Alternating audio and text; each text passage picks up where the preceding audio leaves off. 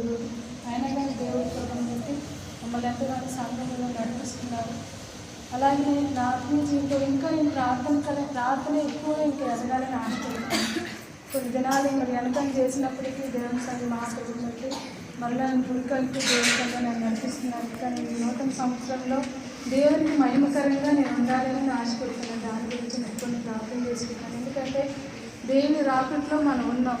కానీ నా బిడ్డలు, నా కుటుంబం, నా బంధువులు, మిత్రులు, స్నేహితులు ఎంతోమంది రక్షణ లేని వారు ఉన్నారు.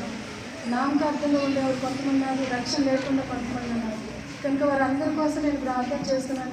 దేవుడు మహాత్మని బట్టి వారందరూ రక్షణ పొందాలని ఆశపడుతున్న వారి కోసం ప్రార్థించింది. నా బిడ్డలు ఈ సంవత్సరం అంతా వెనకాన్ని చేస్తున్నారు.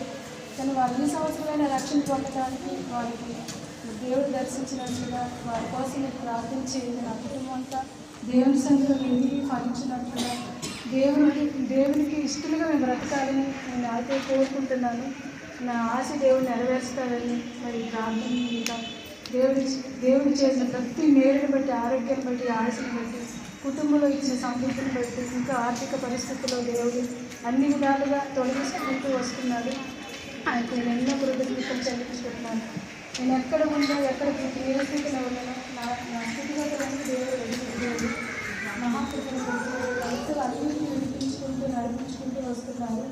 అలాగే మేము మా కుటుంబం ఇక్కడ ఒకటే క్రైస్తవ కుటుంబాలు అన్నిటికీ నా కుటుంబం ఆశీర్వాదం మాది తరగతి ఒక ప్రత్యేకంగా ఉండాలని ఎంత ప్రార్థన కోరుకుంటున్నాను. దేవుడి గురించి సాక్ష్యం